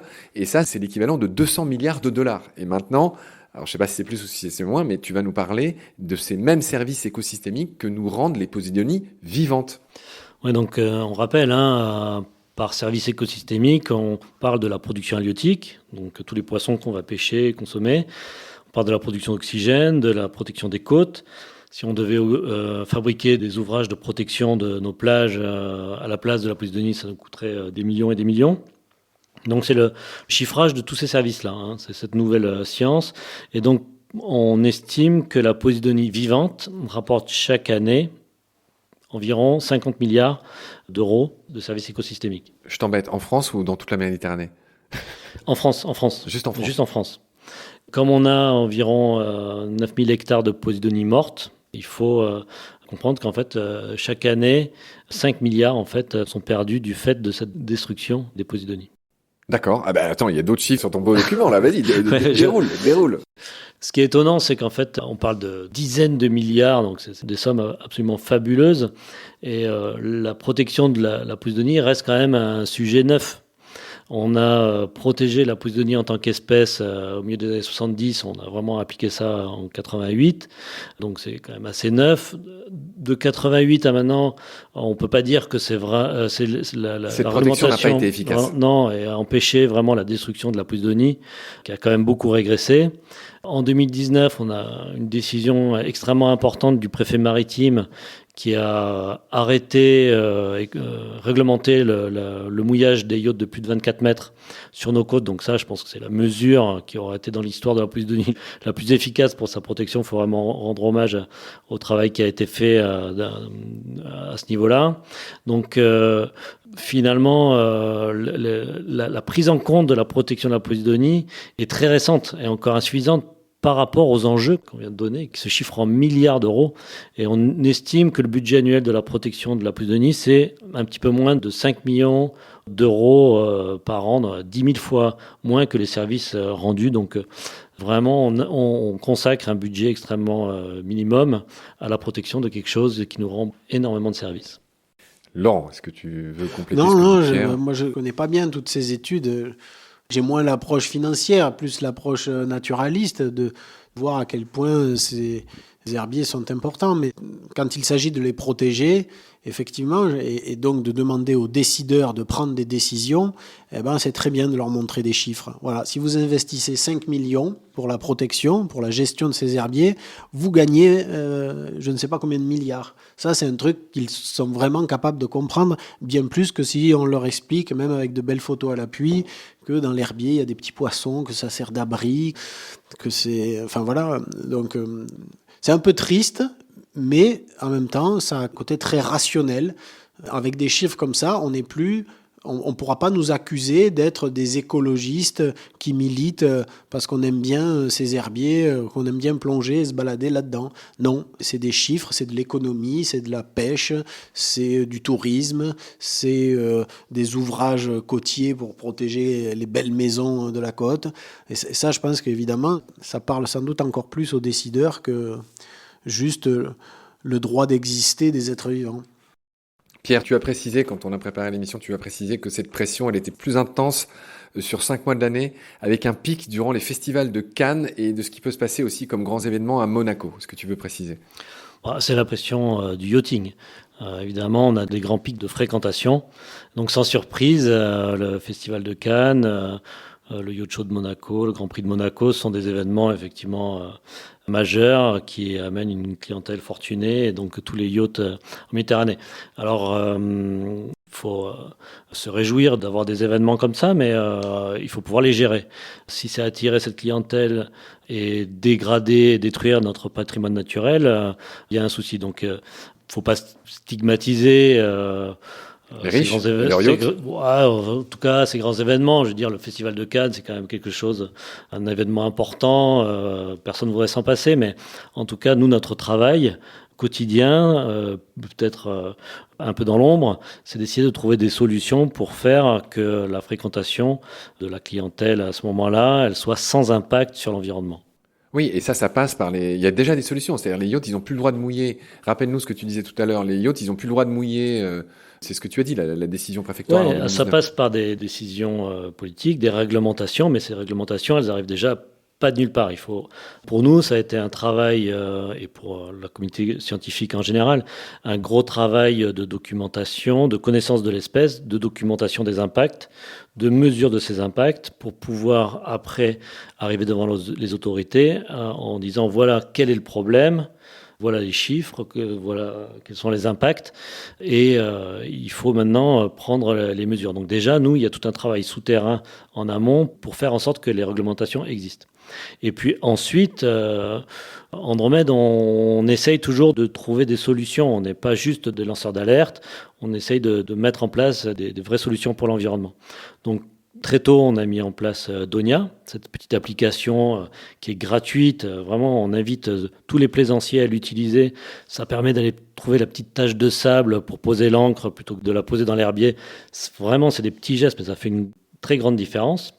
Et puis, plus récemment, on essaie de développer, on essaie de développer des réseaux de coffres d'amarrage pour les grands bateaux. Donc de fixer avec des ancrages écologiques, des grosses bouées sur lesquelles vont pouvoir s'amarrer les bateaux de plus de 24 mètres, les yachts, de manière à ce qu'ils puissent quand même fréquenter nos eaux, qu'on puisse conserver cette économie qui est extrêmement importante pour le Var et les Alpes-Maritimes, et en même temps avoir zéro impact sur le milieu marin. Pour ceux qui n'auraient pas percuté, le fait d'installer des bouées fait que les bateaux s'amarrent et ne jettent plus l'ancre. Concrètement, c'est tout à fait. Ça va plus endommager. C'est une tendance qui va se poursuivre. Alors évidemment, moi le premier, on aime être en mer, libre, pouvoir aller poser l'ancre n'importe où. Et cette liberté nous est chère, mais en même temps, il faut comprendre que les herbiers sont tellement sous pression sous nos côtes l'été qu'on est obligé de réglementer et de gérer cette fréquentation-là. Donc il y a des zones qui sont interdites, peut-être de plus en plus.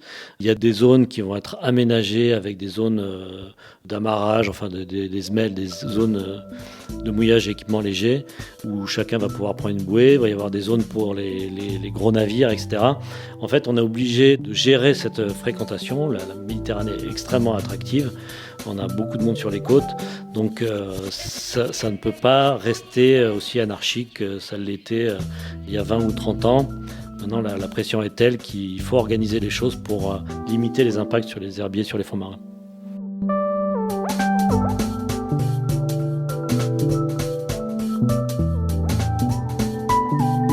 L'océan, c'est la vie. C'est-à-dire que notre vie est intimement liée à la vie de l'océan. Voilà, c'est ça, pour moi, la seule chose qui compte. Tout le reste est secondaire, tirer du pétrole, des trucs. Pourquoi faire? Pour augmenter de 5% la production? Rigolade!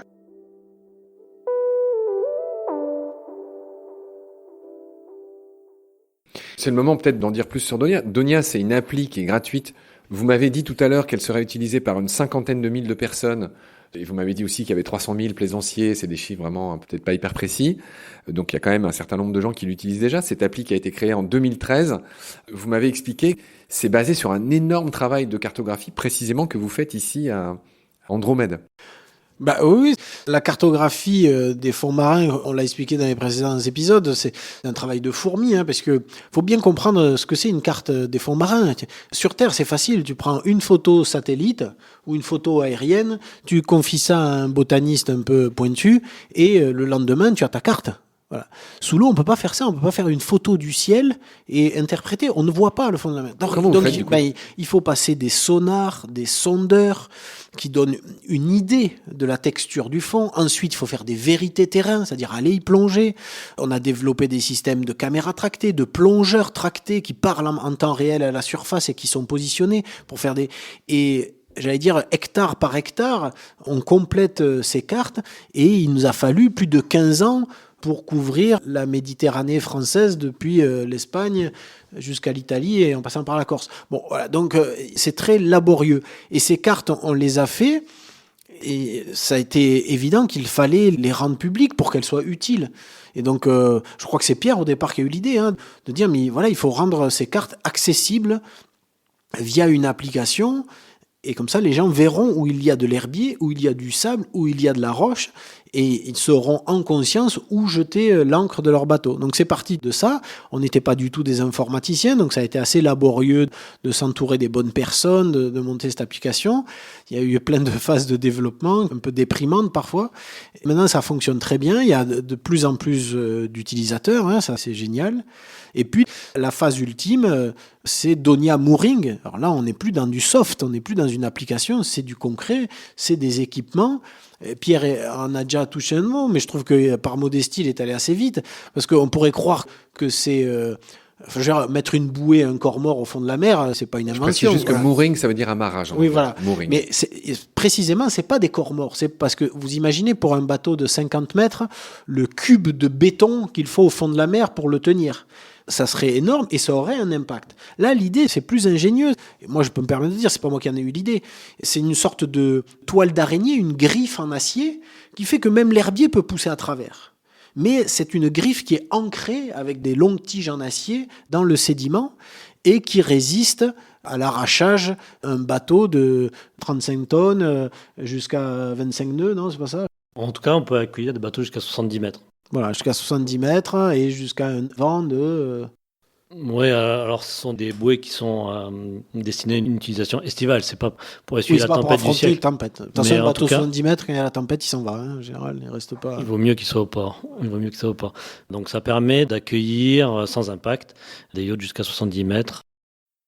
Et on rappelle, Côte d'Azur. c'est important de le dire, le yacht paye pour s'amarrer, que cette idée de Donia Mooring, c'est de faire payer à celui qui vient.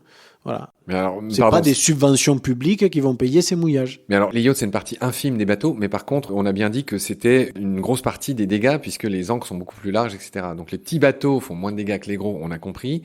Donc vous avez ciblé les yachts. Est-ce que l'idée, c'est de faire payer les riches, les yachts? Enfin, souvent, on associe ça aux riches. Est-ce que c'est naïf de penser ça? Est-ce que ça se passe comme ça ou pas? Non, c'est de faire payer ceux qui impactent et de leur faire payer, pas pour les punir, mais pour qu'ils se payent un service qui permet de préserver le patrimoine naturel. Oui. C'est une idée toute simple. De ne pas faire peser ces investissements sur le contribuable français, qui n'a pas tellement, je pense, de raison de payer ses équipements. Donc, nous, on a investi sur ce projet-là avec l'objectif de se rémunérer sur la location de ces bouées. Voilà, ça me paraît être vraiment c'est un peu comme les façon... parcs-mètres, d'une certaine manière, sous-marins. Oui, non, mais c'est une zone de parking dans des zones qui sont interdites au mouillage. Donc ça permet aux yachts de retrouver une activité dans des zones privilégiées, près du bord, etc. Encore une fois, le but, c'est pas tout le temps d'exclure, sinon on va plus rien faire nulle part, jamais, quoi. Donc il me paraît plus intelligent d'essayer de trouver des solutions comme ça. Ça permet de conserver une activité en préservant le patrimoine naturel. On essaye de concilier l'activité économique avec la préservation de l'environnement. Très bien, Pierre. Toi qui n'aimes pas les chiffres, moi je vais les donner. Puis en plus, ta modestie t'interdirait. Donia, c'est 72 hectares préservés de l'ancrage, c'est 50 000 utilisateurs, je l'ai déjà dit, c'est 650 000 hectares cartographiés. On a dit à quel point c'était un énorme travail. On a vu ces histoires de mooring, c'est-à-dire d'amarrage. Tu l'as dit, il y a 15 bouées, je lis, qui sont déployées, ouais, qui sont déployées sur toute la côte française. Non, ou juste dans le là, coin c'est vraiment dans les zones sous pression, c'est-à-dire dans les Alpes-Maritimes. Il y a autour de Cannes et autour de Beaulieu-sur-Mer. D'accord.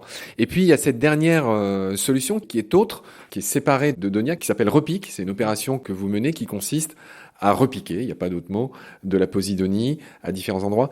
Grosso modo, comment vous nous résumez ça? Il y a maintenant des zones qui sont vraiment protégées des impacts, qui sont donc favorables à une reprise de l'herbier. Les pressions, les impacts sont arrêtés, c'est vraiment le démarrage. Il faut que la zone soit protégée de tout pour commencer un programme de restauration. Donc là maintenant, avec les nouvelles réglementations, on a un certain nombre de zones qui sont favorables à la reprise de l'herbier. Mais comme on l'a vu dans les précédents épisodes, cette croissance, elle est très lente, de l'ordre de quelques centimètres par an. Donc des fois, on a des régressions des zones détruites qui font plusieurs centaines de mètres de longueur et de largeur. Donc l'herbier, si on le laisse récupérer naturellement sur ces zones-là, ça va prendre des millénaires.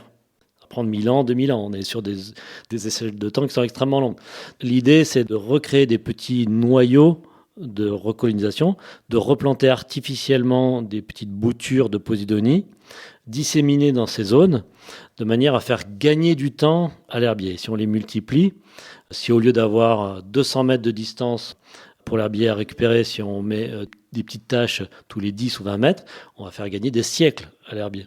Alors, ça ne va pas être instantané non plus. On ne va pas restaurer l'herbier en 1 an, 5 ans ou même 10 ans. On travaille sur le temps long. Mais au lieu de récupérer en 2000 ans, l'herbier va récupérer en 1 siècle. On fait gagner des millénaires à l'herbier. Donc cette idée-là, elle en est à son tout début. On est presque au démonstrateur, quoi. Est-ce que nos petits noyaux survivent? Est-ce qu'ils se développent? À quelle vitesse, etc.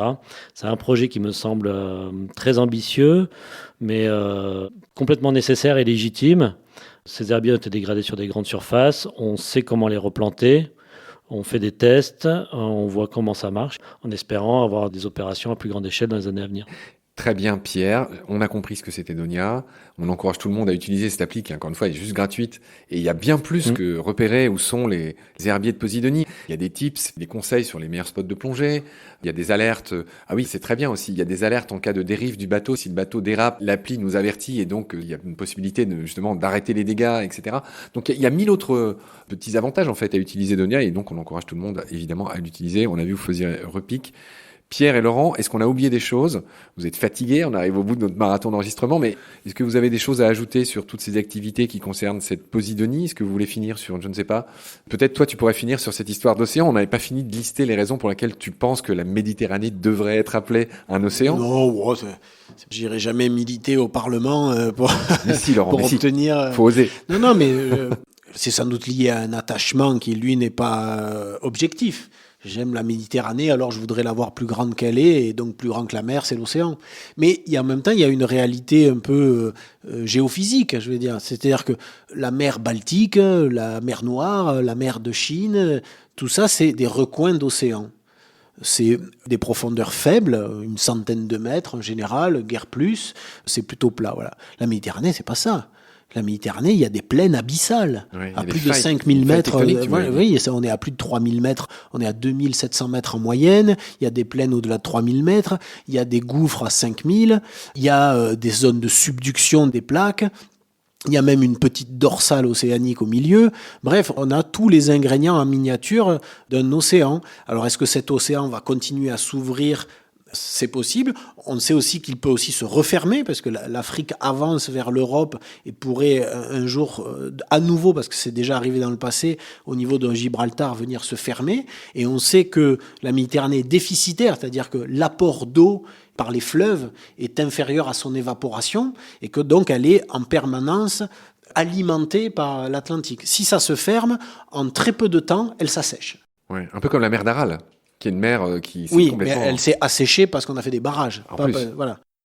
Eh ben, c'est ce qui se passerait pour la Méditerranée. C'est déjà arrivé dans le passé. La Méditerranée d'aujourd'hui est une mer ressuscitée, au final. À tous ces titres-là, elle mériterait qu'on l'appelle l'océan Méditerranée, plutôt que la mer Méditerranée. Voilà. J'ai pas le temps pour aller militer plus loin que... mais c'est magnifique. C'est plein de poésie et de petites infos sympas, ce que tu nous as dit, effectivement. Et c'est vrai qu'elle est un peu petite et tout, mais bon, on va pas se lancer dans ces... Enfin, en tout cas, pas moi, j'ai pas assez de connaissances pour militer. Pierre, est-ce que toi, tu voudrais finir cette série d'épisodes par une pépite de poésie? Car tu es un poète. Non, mais tu sais, je pense qu'on est au mois de mai maintenant.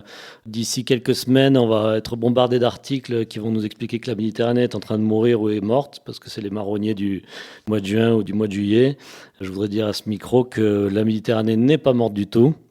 Même si elle est sous pression, elle est encore pleine de richesses, de merveilles à découvrir. C'est vraiment un coin privilégié, plein de vie et de biodiversité. Donc il n'est pas du tout question de désespérer sur l'état de la Méditerranée, il est question de travailler pour sa préservation. Magnifique, Pierre, magnifique. Pro jusqu'au bout, pas de poésie, toujours l'objectif. Pas de désespoir surtout. Pas de catastrophisme, c'est très bien. Laurent, est-ce qu'on peut considérer qu'on a fini ? Alors on peut le considérer. Je vais donc finir en vous posant la question à chacun rituelle de Baleine sous gravillon de notre univers. Tout simplement, vous le savez, nos podcasts s'appellent Baleine sous gravillon. Je voudrais juste savoir ce que ça vous évoque. Ça fait longtemps que j'avais pas posé les questions à des invités. Allez, on reprend cette belle coutume. On l'avait même pas dit, vous avez même pas eu le temps de réfléchir. Mais pour vous, Baleine sous gravillon, est-ce que ça évoque quelque chose? Est-ce que ça vous paraît relié à vos combats? Peut-être pas, on ne sait pas. Le suspense est total. Laurent. Moi. Vas-y, je t'en prie. Je l'entends comme ce monde sous-marin qui est à l'image d'un iceberg, c'est-à-dire que la plus grande partie est invisible, le plus singulier, le plus fascinant n'est pas encore connu. Il y a cette dimension-là qui me plaît bien. On a coutume à dire que nous vivons sur la planète Terre et que pourtant la planète Terre c'est la planète bleue avec 70% de sa surface sont des océans. Voilà. Mais même ça, c'est encore minoré. Parce que là, on résume en surface. 70% de surface d'océan, 30% de surface de terre. Si on raisonne en volume habitable par la vie, mais là, le ratio, c'est 99%. Parce qu'il y a de la vie de la surface jusqu'à 10 000 mètres de profondeur. Dans la colonne d'eau, il y a des milliards de virus, de bactéries. Alors que quand on est sur la partie aérienne et terrestre, c'est presque un désert à côté. Et donc, Baleine sous gravillon, ça me fait penser à ça, cette dimension totalement sous-estimée de la richesse, de la biomasse et de tout ce qui nous reste à découvrir sous la surface. Mais moi, je voudrais te rendre hommage parce que c'est vrai que tu nous as fait avec tes images, avec ce que tu as fait Gombessa en Méditerranée. Tu as pris des êtres en photo qu'on n'avait jamais vus, ce que tu as fait sous la glace, ce que tu as fait à droite et à gauche. Mais je vais pas te faire trop de compliments, on va te faire rougir. Donc on te remercie. Enfin, tu es une partie de cette baleine, ce qu'on découvre grâce à toi sous tous les gravillons. Mon cher Pierre, tu as vu, je suis très œcuménique. Toi, qu'est-ce que tu penses de Baleine sous gravillon? Gravillon, ça me fait penser un petit peu à la route, tu vois, au bitume, au parking, etc. Enfin, et la baleine à la nature. Et donc, en fait, j'ai l'impression de voir en fait qu'on surestime complètement dans notre univers le côté humain. En fait, on est omnibulé par nos petites affaires professionnelles, de trucs, de places de parking, de circulation. Je suis dans les embouteillages, j'ai raté le rendez-vous pro. Alors qu'en fait, on voit plus la baleine, quoi. On est tellement dans les gravillons qu'on voit plus la baleine, quoi. Et donc, il est fort. En tout cas, moi, je trouve que c'est vraiment les grands plaisirs de la vie, c'est d'être un peu dans la nature de temps en temps. Nous, évidemment, on a la chance d'aller en mer et sous l'eau. C'est une expérience d'immersion dans la vie sauvage incroyable, quoi. Il n'y a même pas d'équivalent parce que dès que tu es en mer, tu es au milieu de toute une petite faune sauvage qui va venir picorer devant toi. Enfin, c'est une expérience géniale. Mais au-delà de ça, on peut se promener en forêt, juste ouvrir les yeux, quoi, de la beauté de cette planète. Donc voilà, oublions un peu les gravillons, regardons un peu la planète et le monde s'en portera mieux. Parfait. Merci messieurs, c'était vraiment un bonheur. Merci de m'avoir invité. Je rends hommage à Joanne Schiss qui a filmé cette entrevue, qui a rendu tout ça possible. C'est elle qui a bossé aussi. Elle est juste en face de nous là. Merci Johan. Tu veux crier quelque chose? Tu veux crier ton amour pour Baleine sous gravillon? Non. Merci, Johan. Merci, Johan. Merci Johan. Merci Pierre, merci Laurent, merci de m'avoir Merci. invité. Et j'espère vous revoir très vite. Et en tout cas, on suit évidemment tout ce que vous faites à Andromède et évidemment le Gombessa Corse là qui pointe le bout de son nez mi-2023. On va suivre ça avec beaucoup d'intérêt. Merci messieurs, à très vite. Prenez soin de vous. Salut. À bientôt. À bientôt, Marc.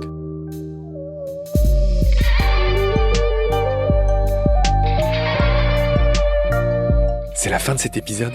Merci de l'avoir suivi. Pour continuer, nous avons besoin de votre soutien. Et vous pouvez nous aider simplement, en quelques clics et gratuitement. Il suffit par exemple d'utiliser le moteur de recherche solidaire Lilo. Ainsi, chacune de vos recherches sur Internet générera des gouttes qui seront reversées au projet de votre choix, comme Baleine sous gravillon par exemple. Vous pouvez par ailleurs vous abonner à nos podcasts comme d'habitude, partager les liens, devenir adhérent de l'association BSG ou encore faire un don sur Helloasso ou sur Tipeee. Grand merci par avance. Je remercie tous mes équipiers pour leur aide précieuse. Je vous retrouve bientôt pour de nouveaux épisodes. Et d'ici là, prenez soin de vous et de ce qu'il y a autour de vous. Merci. À bientôt.